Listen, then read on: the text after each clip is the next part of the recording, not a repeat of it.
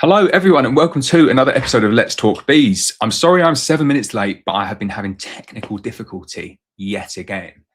I am not even joking. There are 4 different sets of microphones over there, and every single one doesn't work. So then we have to use this one here, which means that we get a little lag with the audio, which is infuriating, absolutely infuriating, because the mics are over there. They just do not work. Or have an operator who has the technical ability to make them work. Probably should put that one in there. Right, let's answer some questions. Martin Miller says, morning, Lawrence. Weather is horrible now in Scotland. For open stores that don't make the cut, do we leave above or place below the brood box for them to clean out and use for winter prep? So I think you'll be surprised the amount of frames that you can actually get away with extracting. The rule really is, if the honey is ripe, you can extract it. So don't worry too much about the capping, but really the capping tells you a lot. So if the frame is 100% capped over, you know it's good to go. And then the rule that we use in 14-Day Beekeeper is to say roughly 80%. If the frame is 80% capped, it's also good to go. So anything in between 80 and 100% is fine. But then what you have to realize is that every 100% frame you put in is going to be down at like optimum moisture level. So if you add in some frames that are kind of just like slightly above optimum moisture level and then mix it all together in the extractor and in the settling process, you're going to balance out the low moisture content with the high moisture content, and you're going to come somewhere around average. So that means a lot of those frames where you're kind of pulling them out and saying, oh, it's like 10% capped or 20% capped, it's not up to 80% yet, they're probably fine to go in. You wouldn't want all of your frames to be like that because the moisture content would be too high, and you're aiming for something like kind of between maybe 16 to 18% moisture content when you test it. But you can definitely balance things out. So in terms of where you're going to put things to make the most use of them, if you're going to double brood, it's really, really easy. Just leave them at the top and the bees will do whatever they need to do with them. Or if you're on a single brood box, you want to cycle them out to the edges of the brood box like that. So if you're talking specifically, though, about open stores that are in the brood box, it is just cycling it out to the edges like that. But don't exclude a lot of the super frames just because they're not capped. Give them a good shake, test the moisture content, and hopefully you can kind of get them in the mix as well. Simon is doing a rain dance and saying good morning. Morning to you too, Simon. Dave and Ella say good morning. Hello. I just realized that I've got the text there in green. I think it's channel members. Yeah, channel members are green, and I can't read it. I am getting a bit old. Alan Hunter says, morning, Lawrence. Have you tried the modified Snellgrove 2 method for swarm control? Thinking of trying, but don't want to lose my Great Black Mountain Honey Queen. Do they really tear down the swarm cells themselves? So a lot of these methods where you're manipulating flying bees or foraging bees or swarming bees are all nice, and they all work in their own way. And they all kind of go back to, I'd say, the specific beekeeper working out a system that worked for them. Now, the modified Snellgrove 2, I'm not an expert on. I couldn't say to you, oh, this is exactly how this technique works, but it is just an artificial swarm. It's a way of saying, or a way of manipulating the bees once you realize that they have swarmed, to try and get them to tear down the cells or to try and get them to stop swarming. I have never found any manipulation through all the ones that I've tried that is very effective at that is foolproof and does it 100% of the time. Most of the time I find, if the bees are trying to swarm or you trigger swarming, pretty much no matter what you do, whether you put boards on and bleed flyers one way or reduce the kind of compression in the brood box by whatever method you want, the bees still often go and swarm. So it's not like a foolproof method. And I look at that and I step back and say, well, can we not just like not wait for the bees to swarm? Can we just do it like a couple of weeks earlier? And then that's the Demarest method. So the Demarest method, okay, it's a different manipulation, but it's also a different mindset. It's saying, well, instead of waiting for the bees to tell me when they're going to swarm and then reacting, it's me trying to understand when the bees are going to swarm, cycling it back a couple of weeks and doing something to them before they know they're ready to swarm. And I find it so much more effective, so much more efficient.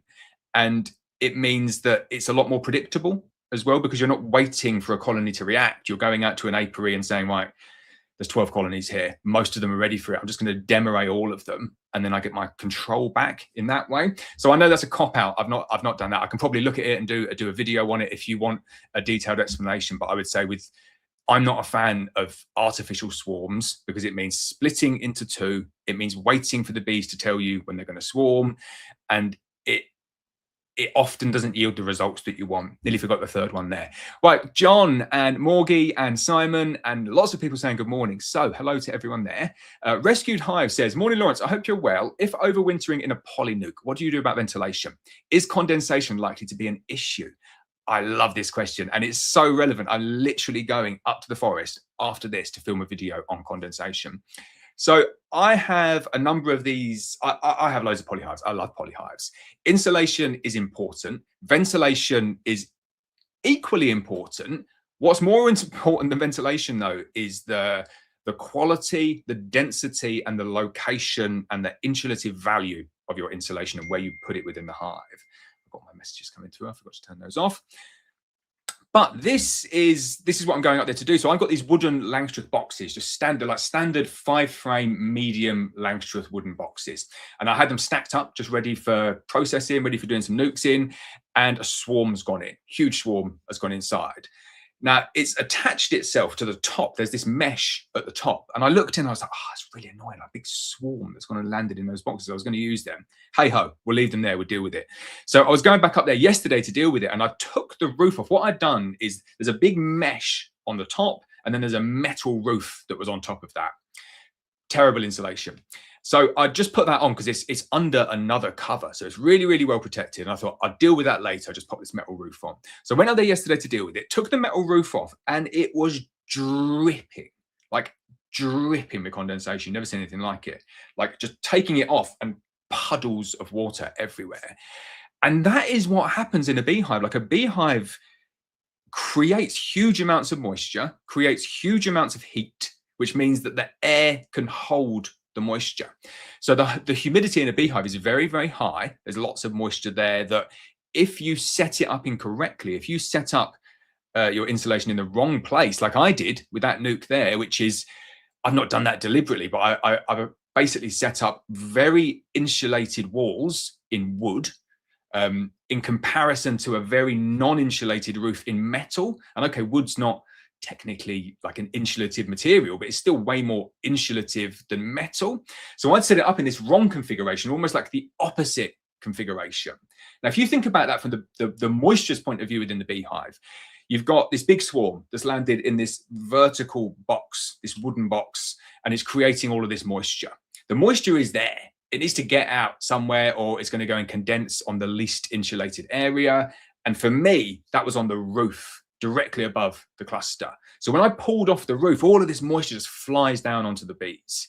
Now, in the middle of the summer, it's not a big deal at all. They're probably thankful for the moisture with the lack of rain, which is, I think, the next question coming up. But in the winter, do that, and it is the worst possible setup that you can have for your bees. Your bees will really struggle in the cold. They'll struggle in the damp. And there's no need for them to struggle because it's a super easy fix.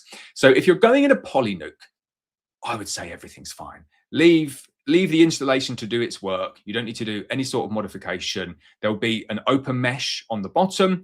All I would keep open is the open mesh. That is our standard overwintering kind of setup for our nuke. So insulation on top, fully covered over, crown board on, insulated roof on, and then just leave the mesh open. That configuration there is much, much better than the configuration I had, which is the roof is the most insulated. The walls are the next insulated part of the box. And then you've got a mesh on the bottom. So when the moisture's in the hive, thinking, where shall I go and condense? I know moisture does not have its own thoughts, but it thinks that, doesn't it? It thinks, well, I'm going to go and condense. And what it's going to do now is that it's not going to go on the roof because that's the most insulated part. That's the part where the moisture will go last. It's going to go on the side walls. And if it condenses on the side walls, it can only go one place, which is down, because gravity just pulls it out. So your ventilation isn't so much a way of bringing air in. This is what people think. I need some air. I need to remove and replace the stale air with some ventilation, or let the bees do it. And bees do that a little bit in the season as well. But in the winter, it plays a much more important role, which is like an exit for all of that condensation, which you've made condense on the vertical walls. Same thing applies in a beehive as well. And this is why I give people the advice of a polyasphalt feeder. Polyasphalt feeder is great because it means that you can feed your bees. Syrup means you can flip it over, feed them fondant. But it means that on any single beehive that you put it on, you've made that top super insulated. You've made it way more insulated than any other area on the beehive, even if you're putting it on top of a polyhive.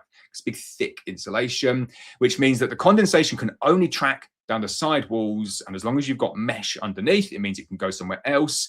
And then it just makes the bee's job super easy to keep the temperature and the moisture levels in the hive absolutely spot on. That was a long question. Here we go. Let's have some coffee. Oh, Morgie says, if you're starting beekeeping again, what would you do differently? I'm really bad for giving this kind of advice, you know, because a lot of the things that I did, a lot of the mistakes that I made, and a lot of the mistakes that I continue to make are kind of good for the channel a little bit. So the example that I would use, if I didn't have a YouTube channel and I didn't do any videos or anything like that, and I went into the apiary and my best colony had swarmed and they were up a tree, and I was having to go out and do like I've got loads of jobs to do that day. I'm thinking, oh, it's really, really annoying. Like my best colony swarmed and they're up a tree. Frustrating, because it means that I can't do my proper work. Whereas you flip it on its head and you think, well, like I go into the apiary now and I think, oh, best swarm is up in the tree. Right, get the camera. And it's not like I chase that. I didn't set the colonies up to do that, but I look at it in a slightly different way.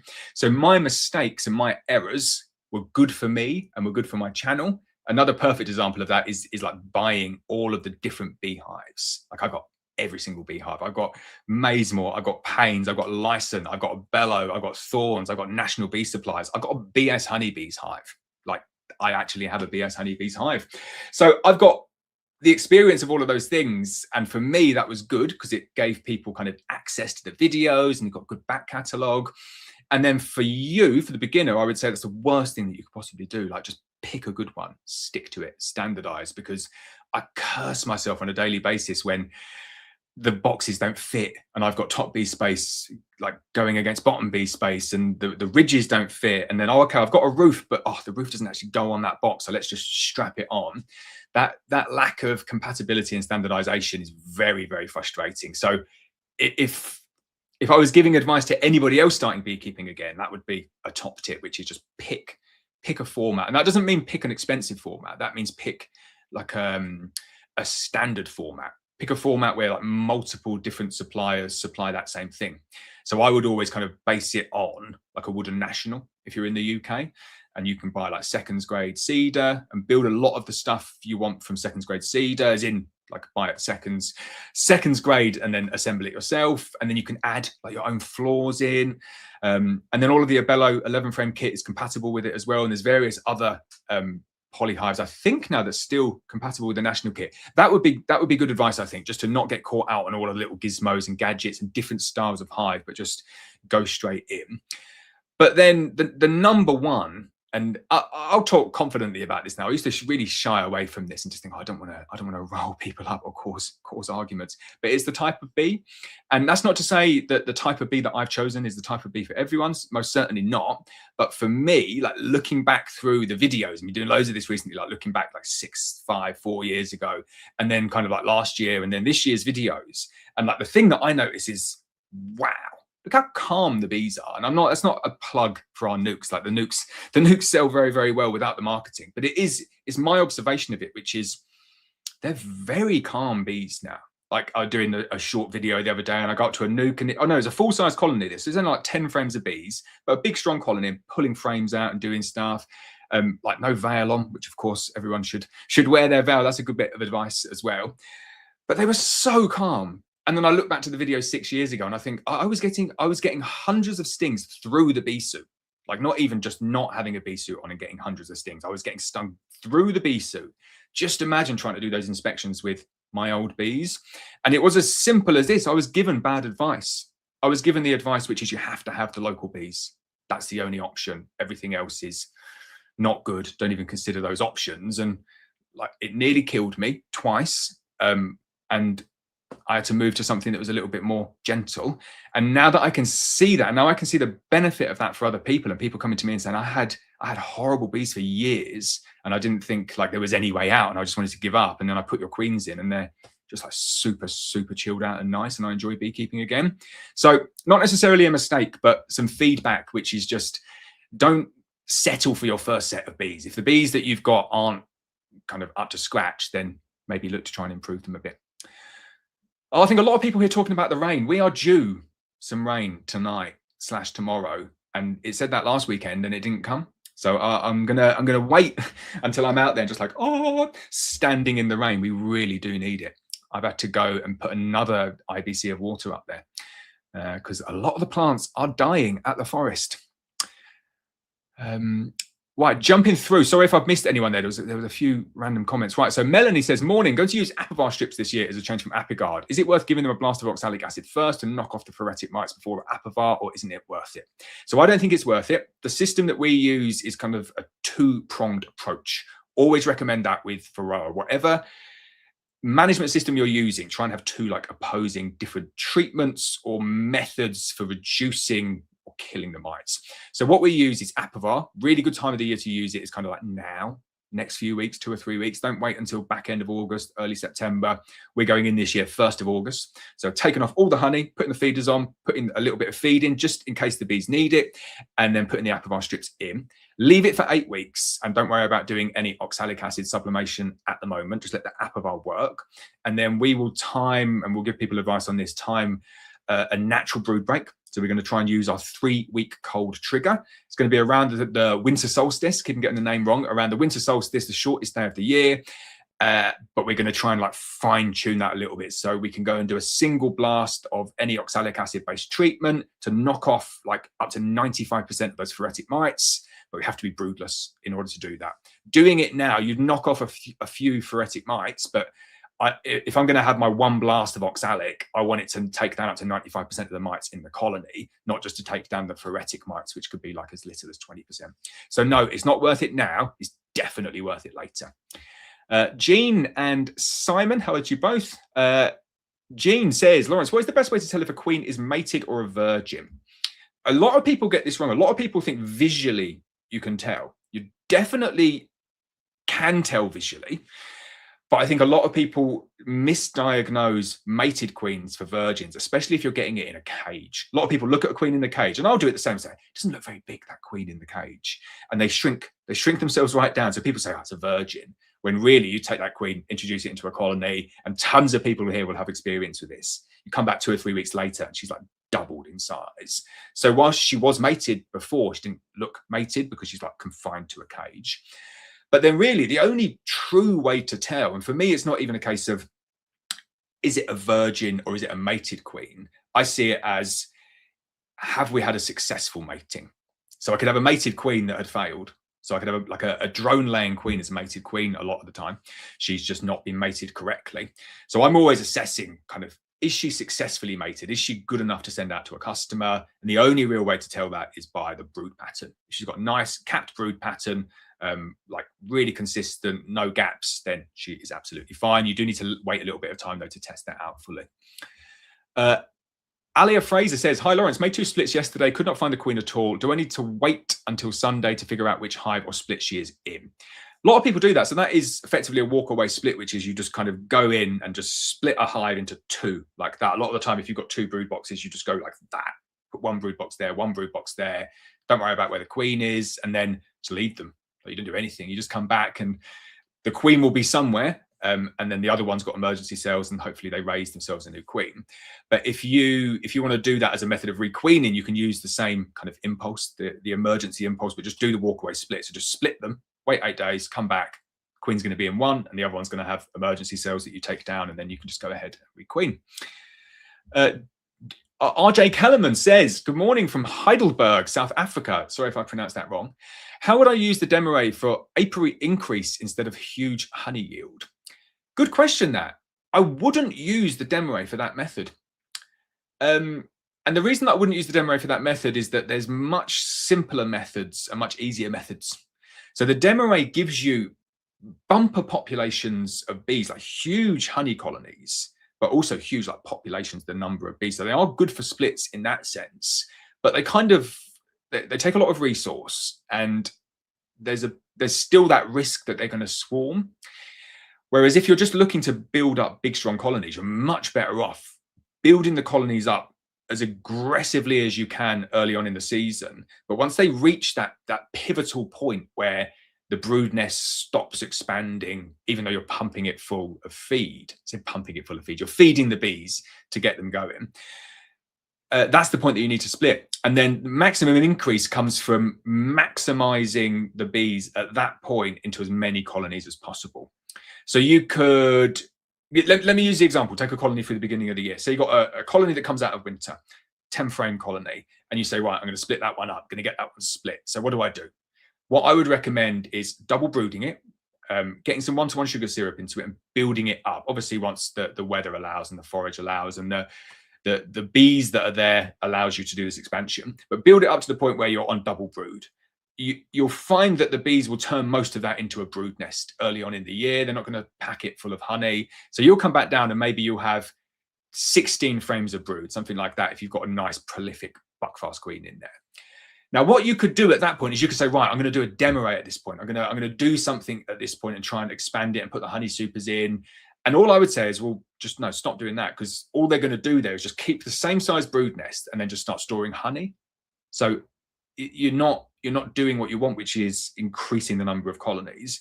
Whereas at that point, if you've got 16 frames of brood and you've got additional frames of stores elsewhere, and you're doing this like back end of April, early May, depending on like the fine tuning for South Africa as well. But if you did that in the UK, you could take 1 frame splits. You could split that 16 frames of brood up into 16 colonies, add in an additional frame of stores for each one. So you've got 1 frame of stores, 1 frame of brood, wait 8 days, knock down your emergency cells, add your mated queen in and feed them the whole time. You'd be amazed, yeah, like those 1 frame splits will be ready for splitting probably 2 or 3 times again throughout the season, but you're starting with 16 of them. So if you go from 16 to 32 to 64, like you could turn a colony easily. And I started doing this. I gave up at 20 because it was just too much work, too much going on at that time of the year.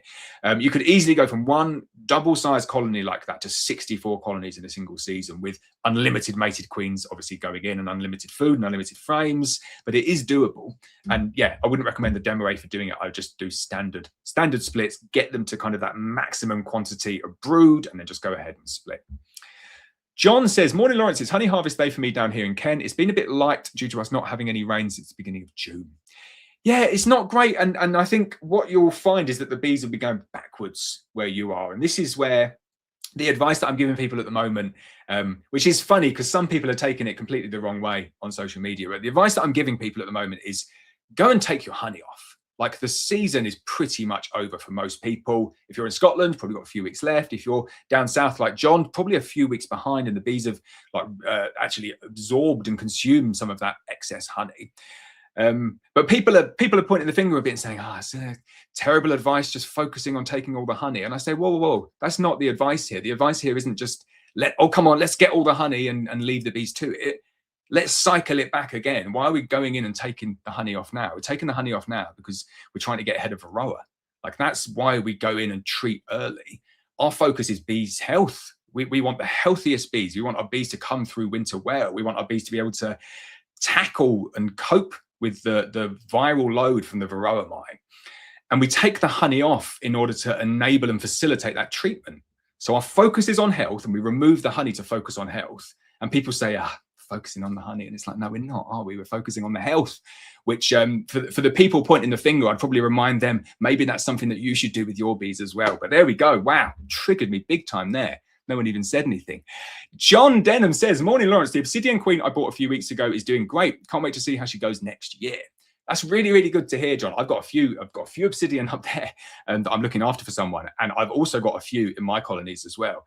And there is no nicer feeling than going into the apiary, cracking open the obsidian, realizing that you've probably got to get in there a little bit more to break all of the propolis seals. But the smell that comes from the obsidian is just different from the rest of the beehives.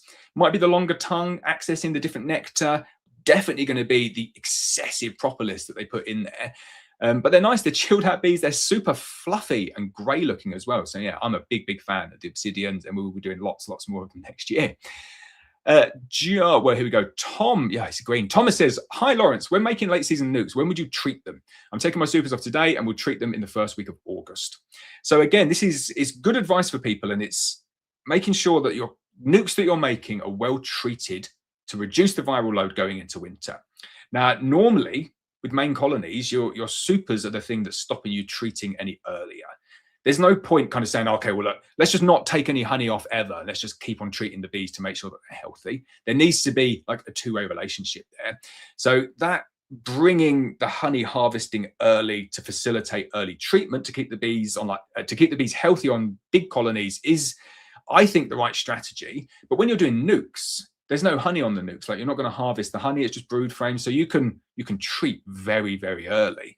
You can treat when you make the nukes up. So a lot of people do. So they'll go in. My advice to anyone making nukes from this point forward, I said it last week as well, 3 frames of brood, 2 frames of stores, good shake of bees, an extra shake if you can do with it, and then take them to another apiary if you possibly can. Keep the entrances really, really small, and do not feed in the same apiary. But what you can do is, when you're making up those nukes, just pop in the apivar strip at that point. Wouldn't fret too much about the fact that you've only got 3 frames of brood in there. The colony will expand over that period. So I just go with a single frame of brood right in the middle of the brood nest. So if you've got 3 frames of brood, or you probably have it 2 frames of stores, 3 frames of brood, and then a frame of foundation towards the edge, just put the apivar strip slap bang in the middle of the brood. And then you're going ahead and treating early. So you can treat now. If people are doing that kind of June next year, you can just treat straight away. As long as you're not upgrading those colonies back into beehives and then trying to put supers on, you get a free hit, and it means that the nukes are very, very good coming out of winter. Well, I'm gonna have a sip of coffee. Right, John says, move my bees to the heather on Thursday. If people are thinking of taking the bees up, I would be doing it now. It's in bloom. I'm in County Durham. Great shout. I've been saying this to people for ages, like, get them up there now. 12th of August is not when you want to be getting your bees up to the heather. It is far, far too late. The glorious 12th is kind of almost when you're going to be taking them back down now. I say that, it's probably going to be longer than that, but it's, yeah, get them up there now. Anybody who I know that's going to the heather has either gone or is kind of going this weekend. And if you go this weekend, you might get a reasonable flow depending on how much rain you've had in that location. I'm not taking mine up to North Wales. It's like burnt to a crisp. It's just dark and brown and no flowers and nothing. So it's not in bloom. There might be a little bit there, but I'm not going through the effort of doing it because it is quite a lot of work. Jean says, Lawrence, who taught you about beekeeping? You're an amazing teacher. Thank you for all your knowledge. Oh, well, I'm definitely self-taught through lots and lots of mistakes. I've got Richard now. So Richard puts me right all the time. Richard is very, very experienced when it comes to beekeeping. But I learned a lot through failure. And I guess that the scars are still there through that failure, thinking, do you know what? I wish someone else had told me this before I made all of these mistakes, because beekeeping is relatively simple. It really isn't that complicated. There's a number of things that can go wrong that all have relatively easy fixes. There's a number of things that you can do to kind of mitigate the worst of the beekeeping season, whether that's starvation or swarming. And if you focus in on the right things, then and have enough colonies, then you've always got the ability to kind of get things back on track. Now, I'm going to do a video about this when Zane comes back. I should say where Zane's been, really. So I was supposed to go to Jersey. I had a message from a company. Well, I met this guy called Nigel down at one of the shows from a company called Apiary. So they're the ones that make these little wasp and Asian hornet pods. Quite a cool design. I did a video about it. And he messaged and said, look, we're going down to Jersey for a couple of days just to do some stuff. Do you fancy coming? Like, it'd be quite cool. We'll pay for you to come down. And I thought, wow, yeah, well up for that. So can Zane come as well, and we'll video it? And he said, yeah, definitely. Let's book it all in. So it was all booked in, and then my situation changed somewhat, so I couldn't go. And I said to Nigel, I said, I'm so sorry, Nigel, I got to cancel. I cancelled tons of really cool trips this year, but have to stay home. I said, I can't come. My wife's not well. Can I send Zane? Because I think Zane will do like a kind of good, if not better job than me going down there. We can send Zane, we'll do some stuff, and then we'll do a podcast and talk about it and produce some videos. And is that okay? And he said, yeah, sure. So that's where Zane's been the past few days. He just got back, and I've not seen any of the footage yet, but I'm really, really excited about kind of going and seeing what all of the fuss is down there. But this is where I have like an appetite for knowledge. And the Asian hornet one has always frustrated me a little bit, because people say, what should I do about Asian hornets? And I say, well, it's not really impacting us yet. So we're not going to be the experts. We don't really know 100% what we should be doing. Same as like small hive beetle. If you said to me, what should I be doing for small hive beetle? I'd say, well, I can go and read what it says on the internet, but we've never had it here. So we don't have to We don't have to worry about it. And I realized for me as like a beekeeping educator now that I need to get ahead of things like that, especially ones that are on the frontier, ones that are here and coming in.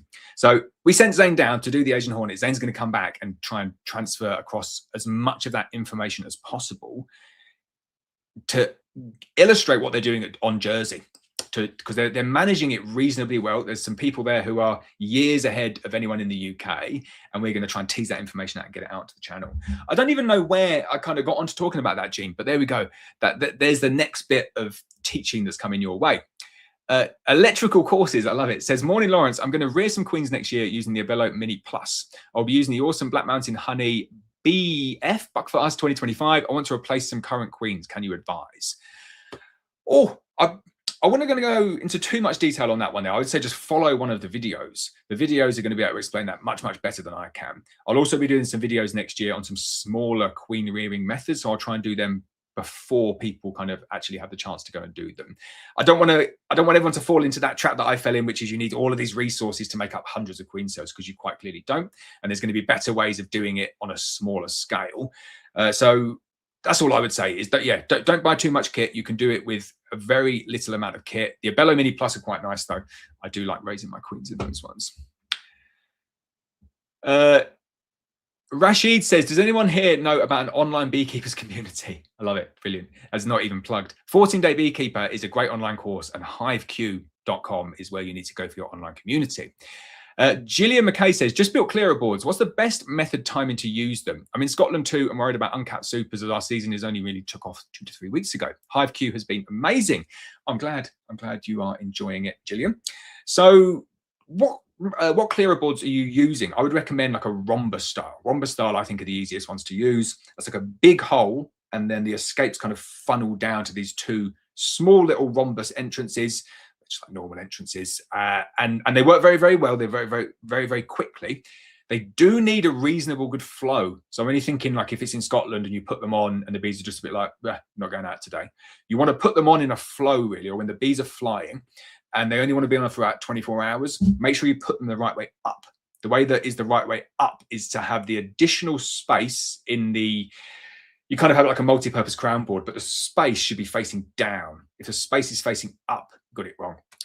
Feel free to send some pictures or put some pictures onto HiveQ on that one as well, because there is a couple of different ways that you need to set them up. But all I would say, the best advice for using clearer boards, I don't use clearer boards, but the best advice for using clearer boards is to make sure that there is sufficient space in the bottom part of the beehive where you're trying to compress the bees down into. You can compress the bees to a certain extent, but you can't work miracles with clearer boards. And you'll go back in and you'll get most of them down. And then you'll be like, right, what am I going to do now with all the bees that are left there? Because 80% of them are down, but there's quite a lot left. I'm going to shake them. Am I going to try and brush them? Or am I going to get the blower out and blow them? And I came to the conclusion in the end, well, if I'm going to get the blower out and blow them, I might as well just blow them out in the first place. Now, that's not to say that that's the way it works for everyone. In good weather, clearing boards are very, very good. Good timing, go in, put them in late on in the day, or kind of like around midday onwards when the bees are flying, and then go back early the next day, and you should have most of the bees compressed down if you gave them enough space. Right, here we go. 1010 AD says, just wanted to say, as a new beekeeper starting next season, following Zane's first nuke has been so interesting to learn from. Oh, well, do you know what? I wish it had been a little bit more successful. And it's funny, I know where I was going on the gene question previously now, which is the learning. You can apply the learning to kind of any beehive. If you've got an unlimited amount of time, you can go there and kind of make sure that you eliminate the majority of the mistakes. And your handling and your husbandry is going to play a part in that as well. You obviously can't go and kill queens randomly and expect the colony to do well. But I've got at the apiary up at the forest, one of the little segments of it just shows what is possible throughout the beekeeping season, and it shows what good looks like, and it also shows what bad looks like. It's got pretty much everything there. So I'll give you like a bit of an example of some of the different colonies that we've got in that apiary. So we've got Zane's first nuke on its 3rd queen or whatever. There's a super of honey full. I don't think they're going to fill the second one. I don't even think they're going to touch the second one. I'm going to go back up there today and have a look and see how they're getting on. I've got another colony up there that is on a treble demarray with a blue 2025 overwintered queen. So it's got 3 brood boxes on. One of the brood boxes is like half brood, half stores. One of the brood boxes is full. And when you see it, you'll agree it is full. It is incredibly heavy to lift down. And then there's like 3 or 4 supers on it as well. And then there's the brood box at the bottom and the queen is still there. So a colony, a 2025 colony that didn't swarm, probably going to yield like 150 pounds of honey. There is a swarm, like another colony. There's a swarm that I caught, really like good sized swarm, probably like 8-frame swarm. Put the queen at Sluder on, put the first super on. What do you think happened with that one? Random feral swarm. They didn't go up into the super and they just swarmed again. Always the way with feral swarms. Brilliant. Spent years doing that, you know, putting the work and putting the effort in, and then like this swarm, and it's just like really frustrating. I had a colony that I went to go and do a demo on, 6-frame nuke that I put in there. It had grown up. It was on a brood box, 2 supers full, and I went in and they'd swarmed, but they'd left behind some capped swarm cells. So I'd knocked all of those down, left a single swarm cell, and I've gone back in, and the 2 supers are still full, and the queen's kind of gone out and got mated, so they got back on track. So there's all of these different examples, and it doesn't really matter that some failed and some did well, and some have got loads of honey on and some have got no honey on, because like for me, what matters is the collective. As long as you're doing enough things right and you're getting enough honey, it doesn't matter that the odd one fails. It doesn't matter that you lose the odd swarm. And whilst I would have loved the 150-pound hive to be the Zane's first nuke one, because it's a dead gentle hive as well, like really, really nice, big, prolific, strong hive, I might just switch them over and say, oh yeah, it's done it in a week, 150 pounds of honey. But I wish that had been the hive, because it would have been really, really nice to show everyone. But I understand it from the beginner's point of view now, that the Zane's first nuke series probably fixes a lot more of the problems that could happen to people with their first colony. So when you get your bees next year, you might go through some of those problems and you might be able to fix them, and you might be able to get to that point where you've got like 2 supers of honey or 3 supers of honey at the end of the year. So I'm not like, from an ego point of view, it's like, could have been a really good one, that one. But I think over the longer term, the fact that it all went wrong and we've like got it back on track is going to be more beneficial for people. And I would say that's, I think, fingers crossed, like touch wood, going to be the greatest success, is that if we get that colony through the winter, I think that's the important bit. Start again the following season, because the next season it can be the 150-pound hive. There we go. I was doing like my YouTube outro there, holding like my cricket stroke. I get so confused. Am I filming or am I streaming? Right, here we go. Ed Butler says, hi Lawrence, do you think the header will yield this year, noting the weather we've had for the last few weeks? So I definitely learned not to give sweeping advice for the whole of the United Kingdom and Ireland, because that's not going to be the best way of doing things. I am working on that though. I am working on how we can reduce the advice down to your location. And the little clue is it will live within hiveq.com. But for us, I can talk about us in North Wales. So for us in North Wales, I do not think we're going to get any decent amount of heather this year. I'd be amazed if I see even a purple bloom. For people in Scotland, sounds like it's pretty run of the mill in terms of the rainfall that they've had so far. So if you get the nice weather now, could be on for like the best heather year ever. Down south, again, I think it's probably going to be too dry in the UK. And I know over in Ireland, it's been relatively dry as well. But I still think like Ireland, Northern Ireland, Scotland, you might have had enough rain. And if you get the nice weather now, you could get a decent amount of heather honey. Orbro says, hi Lawrence, I'm in my first year. I'm getting confused with what to do with my bees when I take the supers off. How do I give them space so they don't swarm? I had my email today is going out on this very, very topic. So previously, the advice that I would have given is this. You need to take your honey supers off so you can treat your bees. Yeah. So right, honey supers off. Okay. Let the bees compress into that box. They will get inside it. Now that advice is normally built around kind of middle of August, back end of August. Doing it at this time of the year is going to not work in the same way. So my recommendation for people, and I'll be finessing and finalizing and formalizing, I should say, this into a little bit of a system. But my recommendation to everyone is, as a minimum, have 2 brood boxes for each colony. It gives you the ability to fix the problem that you've got now. It gives you the ability to do a demo split. It gives you the ability to overwinter on a double brood. But it gives you the ability to start the spring again on single brood, which is really, really important. So you're getting confused with it now because you've got the supers and you've got a single brood box. So you're thinking, I take the supers off. There's going to be too many bees in that box and they're going to swarm. And I would agree with you. At this time of the year, that's probably going to be the case. And also, if you've got the bees bearding out the entrance, it's not going to be the easiest to defend as well. It's going to open it up to attack. So my advice to everyone this year is take off the honey supers and add an additional brood box on top. Put your feeder on, feed the bees if they need it, but you just trickle feed in to get them through. You're not looking to pump them full of syrup, and then let them overwinter on double brood. Like the bees have still got plenty of foraging left. You're not going to harvest any of the honey, but they'll still build up. And adding that additional double brood on means that you're highly unlikely to swarm kind of back end of the year due to space.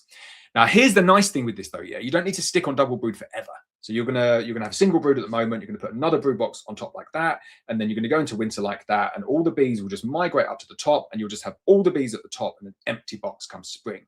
At that point, you just take the box away and you start again on single brood. What that gives you the ability to do is do a demo array.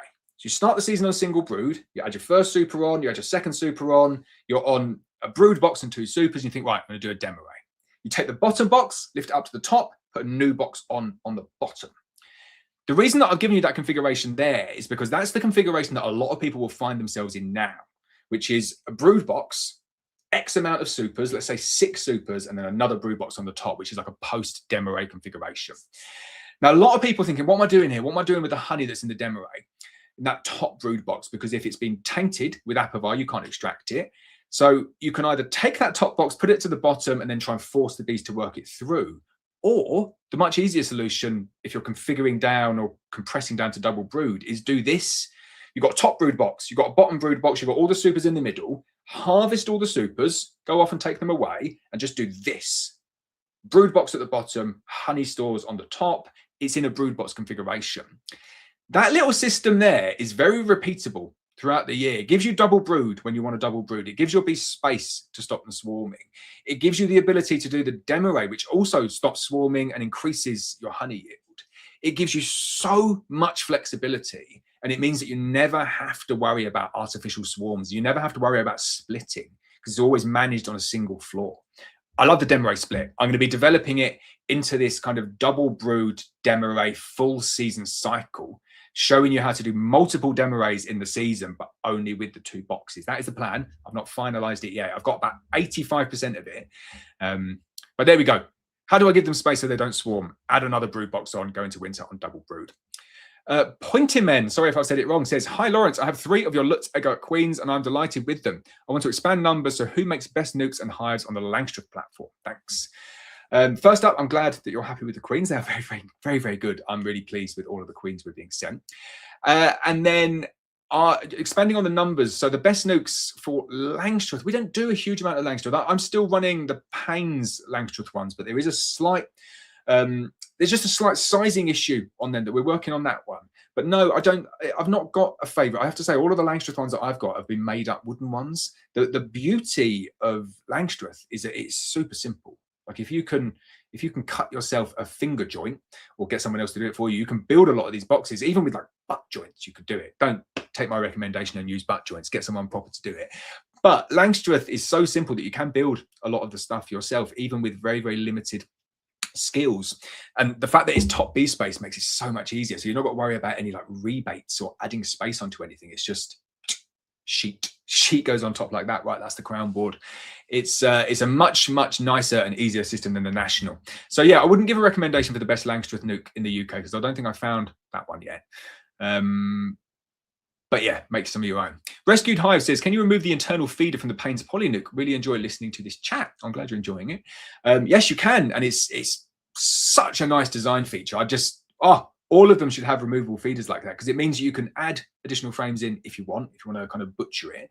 But for me, it acts as like a dummy board. So you kind of go in, instead of trying to pull the frame out, you just push the frames over a bit, pull the feeder, comes out, take it off to one side, and I've got like a 2-frame gap in order to do manipulations and stuff, which is very, very helpful. Jean says, Lawrence, are Buckfast queens available in the US? So yeah, there's plenty of Buckfast breeders in the US. Yeah, there we go. That's all I'm going to say. Dave and Ella says, our new queen had a honey-bound brood box, so we swapped 3 cap frames of honey with foundation. Harvest 1 and froze 2. When do we thaw and put back the thawed frames of honey? What's the trigger?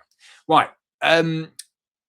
So there's no trigger. There's no like, right, you should put it back in now. And kind of at that end of the year, it's almost more hassle than it's worth. My recommendation for you is keeping them in the freezer. Sorry if they're in like causing a nuisance. Keep them in the freezer, and then when you go to make a split next year, that's the best use of them.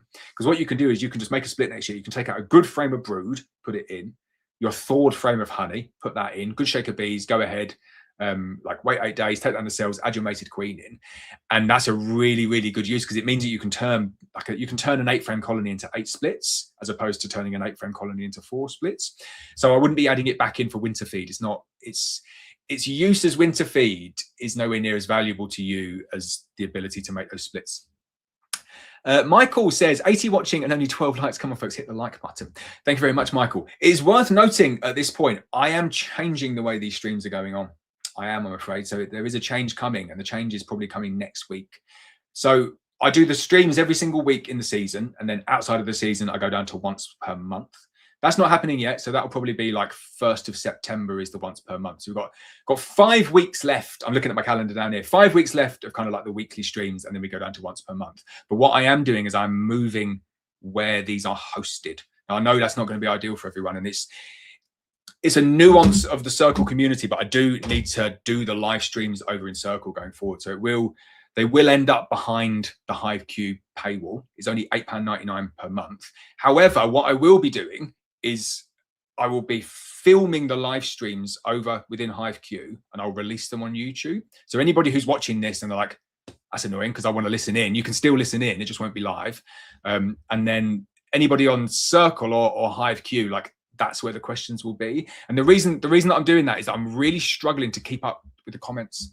Like I came in the other week and I got an hour. I can only do an hour, and I can never get to the end of the comments. And I just the way to filter and prioritize them, the most sensible way of doing it is just putting it over on that platform over there. So going forward, the live streams will be released it'll be Sunday morning. So I'll be doing the live stream and releasing it on a Sunday morning for people to watch. It'll just be like a video one. It won't be edited. It will still be like exactly the same. There just won't be the live chat functionality on it. And then for anybody else over on Circle, on hiveq.com, you will get it live over there. I appreciate that is not ideal for everyone. It's the only way that I could make it work to kind of continue doing it on such a regular basis, but also ensuring that everybody gets their questions answered. Right, Twinkle Roo says, morning Lawrence, I have one hive on double brood, the other on single brood. Do I leave the double brood on whole winter to spring or remove the second box at some point? So I think this year is a really good year for everyone to go and use double brood and overwinter in that configuration and then fix it in the spring. The reason I say that is that I think we're going to be doing more feeding this year than normal. So you kind of want a space for the bees to cluster. We're taking the honey off earlier this year than normal, which means that the colony there's not going to be enough space for the bees. So if there's not enough space for the bees, you need to put the brood box on. If you're putting the brood box on now, there's definitely no point in taking it off before winter, because which box do you take off? You're going to come in this, if you come in like back end of the year, the bees will be brood at the bottom, stores at the top. You think, well, can't take either because you can't take the brood. That's where all the bees are. You can't take the stores because that's what they need to eat. So they'll migrate up. The bees will just kind of go up like that and then consume all the stores. Bottom box is empty and you can swipe it away in the spring. Right, I'm going to try and get through as many ones as I can in the last 5 minutes. I've got to take my daughter out at 8 o'clock. Richard Mallion, super sticker. Thank you, sir. You do not need to do that every time, but it's much appreciated. Rescued Hive said, you just said not to feed a split if it's in the same apiary. Is that for a set period? Thanks. Yes. So for a set period, and it's to bleed the foragers off. This is why I always recommend to people go and take the splits to a new apiary. If you're making splits in the same apiary, you'll have like a few challenges that are on. The first one, though, is that you'll take the split, move it somewhere else, and all the forager bees will just kind of go back to the original hive. Now, if you start feeding the new nuke, the forager bees go back with a message, which is buffet over there, free for all buffet over there. And all the bees just go over and strip it. And you come back and there's just like 2 frames of brood and nothing. There's just like empty, no bees, no stores, no nothing. Whereas if you don't feed, then all of the bees still go back, the forager bees go back here, but they leave you with the young nurse bees. They leave you kind of like in a position that can cope. Now, if you feed at that point, so if you wait like a few days and feed at that point, then the forager bees can't send the message back. And that's what stops the robbing. I would just be really, really careful though doing splits in the same apiary at this time of the year, because the forager bees are your defenders. They're the ones that are going to stop like the wasps coming in. If you go ahead and do like a 2 or 3 frame split at this time of the year, do it in the same apiary, all the foragers go back to the original hive and you're just left with the nurse bees. The wasp comes to the entrance and it's just like wanders in, just like, can I come up here? Yeah, all right, sweet, nurse bees, yeah, fine. And before you know it, you're overrun with wasps. Whereas if you take it to a new apiary, you can feed straight away because you don't trigger any sort of robbing. The feeding is good for the colony, it strengthens the colony as well, boosts the defenses for when the wasps come. And then you don't have any of those other issues associated with that. So yeah, I wouldn't feed in the same apiary. Everyone's done it. You make the split, set it up, feed, and then all hell breaks loose. Jean. Oh, Jean says, all the best to your family. Thank you, Jean. You're here every single week. Norfolk Nigel says, morning, Lawrence. Just to be clear on apivar strips, 1 strip per 5 frames, so roughly 2 per brood box. If I have double brood, is it 2 strips per box? I assume not 4 in the top box. So apivar is a strip per 5 frames of brood. That's that. Like, and you can adjust it according to that. So it's got nothing to do with boxes. It's got nothing to do with nothing to do with boxes, nothing to do with kind of like empty frames that you're putting in there. So don't worry about single brood, don't worry about double brood. Just count up roughly the frames of brood that are in there, and then you want 1 frame per 5 frames of brood-ish. Round it up if you need to round it up. So if you went into a, let's say, a 10 frame box that had 7 or 8 frames of brood, I'd give them 2 strips. If you went into a double brood configuration that had like 8 frames of brood on the bottom box and then all honey up here, I'd still give them 2 frames of strips. You put the strips where the brood is, you count up the frames of brood, and you want 1 strip per 5 frames of brood. As I say, ish, always round it up. Don't go putting 3 frames in there though. If you're 7 or 8 frames of brood, you can go for 2. If you're 12 frames of brood, you can probably go for 3, and then you just want to put it in the most sensible location, evenly spread throughout the hive. Julia says, hi Lawrence, what do you know about soil mites? I found 50 plus mites walking around my Varroa boards, but AI said they were soil mites, not Varroa. Teardrop shape, not crab shape, but very small. I don't know much about soil mites. There's tons of different mites. You get like pollen mites as well, and we should get the microscope in and see if we can identify all of the different mites. But I would say, yeah, there's nothing to worry about in terms of stuff that you're finding on the Varroa tray like that, unless AI tells you it's something to worry about. I think it should be okay. Right, a couple of minutes left. Right, here we go. Simon says, I've been thinking about castellations for Langstroth. Worth it, or is there too much variation across different brands? Definitely too much variation across different brands. That's one of the problems with Langstroth. And I really, really do like it, but it's not standardized. It's a global standardized system, and then each country has a slightly different take on it. So the Langstroth frames that you might get in the UK are different from the ones that you get in America. I actually think the Langstroth frames that you get in the UK are superior to the American ones. I know I'm going to get abused, aren't I, on social media for saying that one, but I do think they are, and I'll tell you the reason why. I had a really lovely Canadian lady over this week, and I had a Canadian lady at the honey honesty box, yeah, and we came in from filming, and Zane said, there's a couple of Canadian ladies out there. Maybe you should go and say hello. And I was like, okay, I can say hello. I was like, hello. And then I got chatting to them, and one of them was a beekeeper. She said, oh, I keep bees in Canada. And I was like, no way, I keep bees just up the road. Would you like to come and have a look? And she said, yeah. I wasn't expecting that, but she said, yeah. So anyway, I took her up there and I showed her some of the stuff, and she was like, whoa, these boxes are cool. She loved all the different like colorful Abello boxes that I had. But she said, oh, they're the ones that I've got. She pointed to some 5 frame Langstroth boxes. And I said, oh yeah, pulled them out and said, oh, these are the kind of frames. And she said, ooh, you're so lucky over here. And I said, why is that? She said, our frames are not like that. She said, they're the same, like they're the same size. How random is this? But she said, you've got the wired foundation like that, and your bottom bar is 2 bottom bars as opposed to like a single one. And then what that means is that you can put like wired foundation, with foundation with the zigzag wires on. So in the US, that's not really how they do it. What they do in the US is they have a solid bottom bar, and then they wire the frames, and then they just kind of like embed a piece of foundation on. And I'm not a fan of that. Like it does work. It's not my preferred method. I would say it's quicker. And on a commercial setup, that's probably what you want to be doing.